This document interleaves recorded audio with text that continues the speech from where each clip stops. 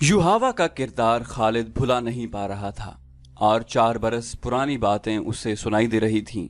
वो मदीना की तरफ चला जा रहा था और ओहद की पहाड़ी उठती चली आ रही थी। फिर ये पहाड़ी उसकी नजरों से ओझल होने लगी। उसका घोड़ा घाटी उतर रहा था। ये कोई 1 मील लंबा और 1.5-2 फरलांग चौड़ा नशेब था। उसमें कहीं कहीं मखरूती टीले खड़े थे। ये रेतीले मिट्टी के थे। खालिद को दौड़ते कदमों की आवाज सुनाई दी। उसने चौंक कर देखा और उसका हाथ तलवार के दस्ते पर चला गया। वो 4-5 गजाल थे जो उससे नीचे दौड़ते चले जा रहे थे। कुछ दूर जाकर एक गजाल ने दूसरे गजाल के पहलू में टक्कर मारी। फिर दोनों गजाल आमने सामने आ गए और उनके सर टकराने लगे। दूसरे गजाल उन्हें देखने रुक गए। इतने खूबसूरत जानवर आपस में लड़ते अच्छे नहीं लगते। खालिद उन्हें देखता रहा। एक तमाशाई गजाल ने खालिद के घोड़े को देख लिया। उसने गर्दन तानी और खुर जमीन पर मारा। लड़ने वाले गजाल जहां थे वहीं साकित तो जामिद हो गए और फिर तमाम गजाल एक तरफ भाग खड़े हुए और खालिद की नजरों से ओझल हो गए।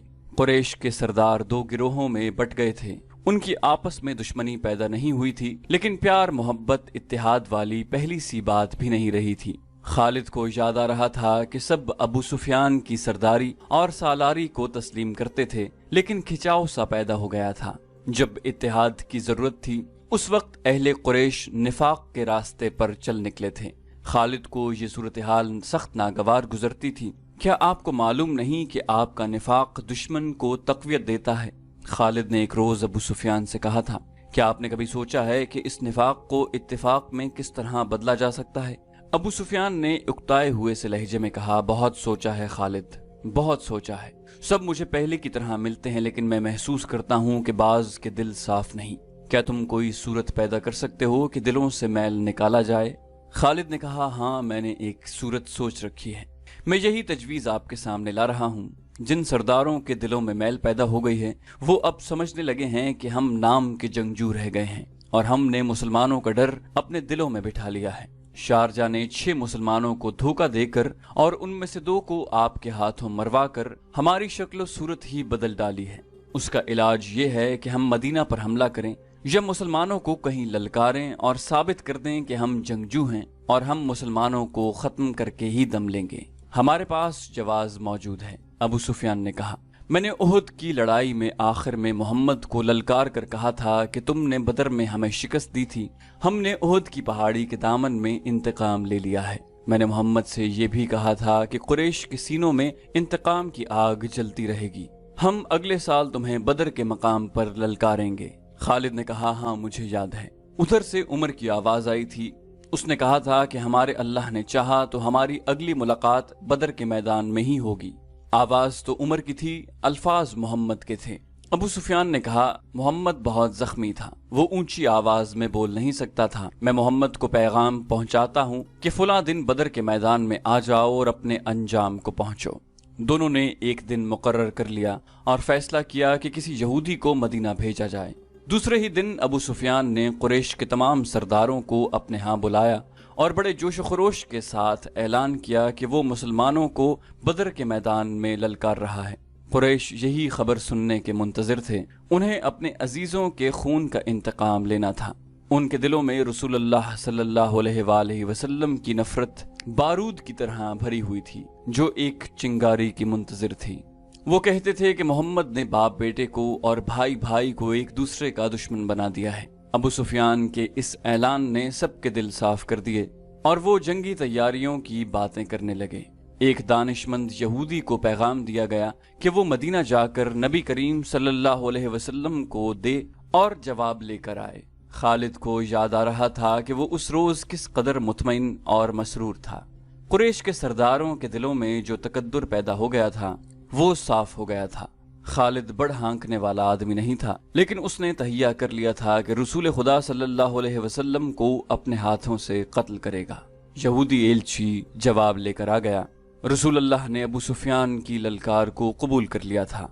लड़ाई का जो दिन मुकर्रर हुआ वो मार्च 626 ईस्वी का एक दिन था, लेकिन हुआ यूं कि सर्दियों के मौसम में जितनी बारिश हुआ करती थी उससे बहुत कम हुई। उसका नतीजा ये हुआ कि ये मौसम तकरीबन खुश्क गुजर गया। اور مارچ کے مہینے میں گرمی اتنی زیادہ ہو گئی جتنی اس کے 2-3 ماہ بعد ہوا کرتی تھی۔ ابو سفیان نے اس موسم کو لڑائی کے لیے موزوں نہ سمجھا۔ اس یاد نے خالد کو شرمسار کر دیا۔ وجہ یہ ہوئی تھی کہ ابو سفیان موسم کی گرمی کا بہانہ بنا رہا تھا۔ مشہور مورخ ابن سعد لکھتا ہے کہ ابو سفیان نے قریش کے سرداروں کو بلا کر کہا کہ وہ کوچ سے پہلے مسلمانوں کو خوفزدہ کرنا چاہتا ہے۔ اس نے یہودیوں کی خدمات حاصل کی ہیں اور انہیں خاصی اجرت دے کر تاجروں کے بھیس میں مدینہ بھیج دیا ہے۔ انہیں ابو سفیان نے یہ کام سونپا تھا کہ وہ مدینہ میں یہ افواہ پھیلائیں کہ قریش اتنی زیادہ تعداد میں بدر کے میدان میں آ رہے ہیں جو مسلمانوں نے پہلے کبھی نہیں دیکھی۔ اس مورخ کے مطابق مدینہ میں اس افواہ کو سچ مانا گیا اور مسلمانوں کے چہروں پر اس کے اثرات بھی دیکھے گئے۔ جب رسول کریم تک یہ افواہ پہنچی تو یہ اطلاع بھی کہ بعض مسلمانوں پر خوف و ہراس کے اثرات دیکھے گئے ہیں، تو رسول کریم صلی اللہ علیہ وسلم نے باہر آ کر لوگوں کو جمع کیا اور اعلان کیا، کیا اللہ کے نام لیوا صرف یہ سن کر ڈر گئے ہیں کہ قریش کی تعداد زیادہ ہوگی؟ کیا اللہ سے ڈرنے والے آج بتوں کے پجاریوں سے ڈر گئے ہیں؟ اگر تم قریش سے اس قدر ڈر گئے ہو کہ ان کی للکار پر تم منہ موڑ گئے ہو تو مجھے خدا کی قسم جس نے مجھے رسالت کی ذمہ داری سونپی ہے، میں بدر کے میدان میں اکیلا جاؤں گا۔ رسول خدا صلی اللہ علیہ وسلم کچھ اور بھی کہنا چاہتے تھے، لیکن رسالت مآب کے شیدائیوں نے نعروں سے آسمان کو ہلا ڈالا۔ یہ سراغ نہ مل سکا کہ افواہ کس نے اڑائی تھی، لیکن رسول اللہ صلی اللہ علیہ وسلم کی پکار پر قریش کی پھیلائی ہوئی افواہ کے اثرات زائل ہو گئے اور مسلمان جنگی تیاریوں میں مصروف ہو گئے۔ دن تھوڑے رہ گئے تھے۔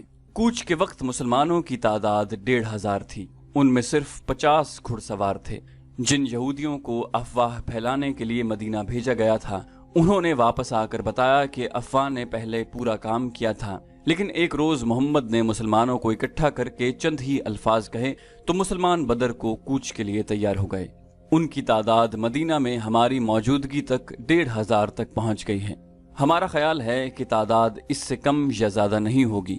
آج مدینہ کو جاتے ہوئے اس واقعے کی یاد نے خالد کو اس لیے شرمسار کر دیا تھا کہ وہ اس وقت محسوس کرنے لگا تھا کہ ابو سفیان کسی نہ کسی وجہ سے مسلمانوں کے سامنے جانے سے ہچکچا رہا ہے۔ خالد کو جب مسلمانوں کی تعداد کا پتہ چلا تو وہ بھڑکا بپھرا ہوا ابو سفیان کے پاس گیا۔ خالد نے اسے کہا، ابو سفیان، سردار کی اطاعت ہمارا فرض ہے۔ میں اہل قریش میں سردار کی حکم عدولی کی روایت قائم نہیں کرنا چاہتا، لیکن مجھے قریش کی عظمت کا بھی خیال ہے۔ آپ اپنے رویے کو تبدیل کرنے کی کوشش کریں، کہیں ایسا نہ ہو کہ قبیلہ قریش کی عظمت کا احساس مجھ میں اتنا زیادہ ہو جائے کہ میں آپ کے حکم اور رویے کی طرف توجہ ہی نہ دوں۔ کیا تم نے سنا نہیں تھا کہ میں نے یہودیوں کو مدینہ کیوں بھیجا تھا؟ ابو سفیان نے پوچھا۔ میں مسلمانوں کو ڈرانا چاہتا تھا۔ خالد نے اس کی بات پوری ہونے سے پہلے کہا، ابو سفیان، لڑنے والے ڈرا نہیں کرتے۔ کیا آپ نے مسلمانوں کو قلیل تعداد میں لڑتے ہوئے نہیں دیکھا؟ کیا آپ نے خبیب اور زید کو اہل قریش کی برچھیوں کے سامنے کھڑے ہو کر نعرے لگاتے نہیں سنا تھا؟ میں آپ سے صرف یہ کہنے آیا ہوں کہ اپنی سرداری کا احترام کریں اور بدر کوچ کی تیاری کریں۔ دوسرے ہی دن مکہ میں یہ خبر پہنچی کہ مسلمان مدینہ سے بدر کی طرف کوچ کر گئے ہیں۔ اب ابو سفیان کے لیے اس کے سوا اور کوئی راستہ نہیں رہ گیا تھا کہ وہ کوچ کا حکم دے۔ قریش کی جو تعداد بدر کو کوچ کے لیے تیار ہوئی وہ 2000 تھی اور 100 گھڑ سوار اس کے علاوہ تھے۔ قیادت ابو سفیان کی تھی اور اس کے ماتحت خالد، اکرمہ اور صفوان نائب سالار تھے۔ حسب معمول ابو سفیان کی بیوی ہند اور اس کی چند ایک کنیزیں اور گانے بجانے والی عورتیں بھی ساتھ تھیں۔ مسلمان رسول اکرم صلی اللہ علیہ وسلم کی قیادت میں 4 اپریل 626 عیسوی بمطابق 1 ذیقعدہ 4 ہجری کے روز بدر کے میدان میں پہنچ گئے۔ قریش ابھی اسفان کے مقام تک پہنچے تھے۔ انہوں نے وہیں رات بھر کے لیے پڑاؤ کیا۔ الصبح ان کی روانگی تھی، لیکن صبح طلوع ہوتے ہی ابو سفیان نے اپنے لشکر کو کوچ کا حکم دینے کی بجائے اکٹھا کیا اور لشکر سے یوں مخاطب ہوا، قریش کے بہادروں، مسلمان تمہارے نام سے ڈرتے ہیں۔ اب ان کے ساتھ ہماری جنگ فیصلہ کن ہوگی۔ ان مٹھی بھر مسلمانوں کا ہم نام و نشان مٹا دیں گے۔ نہ محمد اس دنیا میں رہے گا، نہ کوئی اس کا نام لینے والا، لیکن ہم ایسے حالات میں لڑنے جا رہے ہیں جو ہمارے خلاف جا سکتے ہیں اور ہماری شکست کا باعث بن سکتے ہیں۔ तुम देख रहे हो कि हम अपने साथ पूरा अनाज नहीं ला सके, मजीद अनाज मिलने की उम्मीद भी नहीं, क्योंकि खुश्क साली ने कहत की सूरत पैदा कर दी है। फिर इस गर्मी को देखो, मैं नहीं चाहता कि मैं अपने बहादुरों को भूखा और प्यासा मरवा दूं। मैं फैसला कुन जंग के लिए मौजू हालात का इंतजार करूंगा। हम आगे नहीं जाएंगे, मक्का को कूच करो। खालिद को याद आ रहा था कि कुरैश के लश्कर ने दो तरह के नारे बुलंद किए। एक उनके नारे थे जो इन्हीं हालात में मुसलमानों के खिलाफ लड़ने का अज़्म किए हुए थे। दूसरे नारे अबू सुफियान के फैसले की तायद में थे, लेकिन हुक्म सबको मानना था। खालिद, अक्रिमा और सफवान ने अबू सुफियान का ये हुक्म मानने से इनकार कर दिया, लेकिन अबू सुफियान पर उनके एहतजाज का कोई असर न हुआ। उन तीनों नायब सालारों ने ये जायजा भी लिया कि कितने आदमी उनके साथ रहते हैं। ये जायजा उनके खिलाफ साबित हुआ। लश्कर की अक्सरियत अबू सुफियान के हुक्म पर मक्का की तरफ कूच कर गई। खालिद और उसके दूसरे साथियों को मजबूरन लश्कर के पीछे पीछे आना पड़ा। खालिद को वो लम्हा याद आ रहा था जब वो अहले कुरैश के लश्कर के पीछे पीछे अक्रिमा और सफवान के साथ मक्का को चला जा रहा था। उसका सर झुका हुआ था। ये तीनों एक दूसरे की तरफ देख भी नहीं रहे थे, जैसे एक दूसरे से शर्मसार हों। खालिद को बार बार ये ख्याल आता था कि लड़ाई में उसकी एक टांग कट जाती, बाजू कट जाते, उसकी दोनों आंखें जाया हो जाती तो उसे ये दुख न होता जो बगैर लड़े वापस जाने से हो रहा था। उस वक्त वो इस तरह महसूस कर रहा था जैसे उसकी जात मिट चुकी हो और घोड़े पर उसकी लाश मक्का को वापस जा रही हो। नबी करीम सल्लल्लाहु अलैहि वसल्लम का कत्ल उसका अज़्म और अहद था जो वो पूरा किए बगैर वापस आ रहा था। ये अज़्म बिच्छू बनकर उसे डस रहा था। उसे बहुत कुछ याद आ रहा था। यादों का एक रेला था जो ख़त्म नहीं हो रहा था। उसे यहूदियों के तीनों कबीले बनु नुज़ैर, बनु कुरैज़ा और बनु किनकाह याद आए। उन्होंने जब देखा कि कुरैश मुसलमानों के खिलाफ लड़ने से मुंह मोड़ गए हैं तो वो सरगर्म हो गए। यहूदियों ने मुसलमानों के खिलाफ ज़मीन दोज़ कार्रवाइयाँ शुरू की। मक्का गए और कुरैश को मक्का के खिलाफ भड़काया, मगर कुरैश का सरदार अबू सुफियान टस से मस न हुआ। खालिद को मालूम न हो सका कि अबू सुफियान के दिल में क्या है और वो मुसलमानों से लड़ने से क्यों घबराता है। उसी साल के मौसम सरमा के अवाइल में खैबर के चंद एक सरकर्दा यहूदी मक्का गए। उनका सरदार हब्बी बिन अख्तब था। ये शख्स यहूदियों के कबीले बनु नुज़ैर का सरदार भी था। यहूदियों के पास ज़र्रो जवाहिरात के खजाने थे। वो चंद एक यहूदी अबू सुफियान और कुरैश के दीगर सरदारों के लिए बेश कीमत तोहफे लेकर गए। उनके साथ हसीनो जमील लड़कियों का ताइफा भी था। मक्का में ये यहूदी अबू सुफियान से मिले, उसे तोहफे पेश किए और रात को अपने ताइफा का रक्स भी दिखाया। उसके बाद हब्बी बिन अख्तब ने अबू सुफियान से खालिद, अक्रिमा और सफवान की मौजूदगी में कहा कि उन्होंने मुसलमानों को ख़त्म न किया और उनके बढ़ते हुए कदम न रोके तो वो यमामा तक पहुंच जाएंगे। अगर वो इसमें कामयाब हो गए तो कुरैश के लिए वो तिजारती रास्ता हमेशा के लिए बंद हो जाएगा जो बहरीन और इराक की तरफ जाता है। कुरैश के लिए ये रास्ता शहरक की हैसियत रखता था। अगर आप हमारा साथ दें, हब्बी बिन अख्तब ने कहा, तो हम मुसलमानों के खिलाफ खुफिया कार्रवाइयाँ शुरू कर देंगे। हम मुसलमानों से दुगने थे तो भी उन्हें शिकस्त न दे सके। अबू सुफियान ने कहा, इनसे 3 गुना तादाद में उनसे लड़े तो भी उन्हें शिकस्त न दे सके। अगर चंद और कबीले हमारे साथ मिल जाएं तो हम मुसलमानों को हमेशा के लिए ख़त्म कर सकते हैं। हमने ये इंतज़ाम पहले ही कर दिया है। हब्बी बिन अख्तब ने कहा, कबीला गतफान और बनु असद आपके साथ होंगे और चंद और कबीले हमारी कोशिशों से आपके साथ आ जाएंगे। खालिद को क्या कुछ याद न आ रहा था। 3-4 साल पहले के वाक़यात उसे एक रोज़ पहले की तरह याद थे। उसे अबू सुफियान का घबराया घबराया चेहरा अच्छी तरह याद था। खालिद जानता था कि यहूदी अहले कुरैश को मुसलमानों के खिलाफ सिर्फ इसीलिए भड़का रहे हैं कि यहूदियों का अपना मजहब इस्लाम के मुकाबले में खतरे में आ गया था।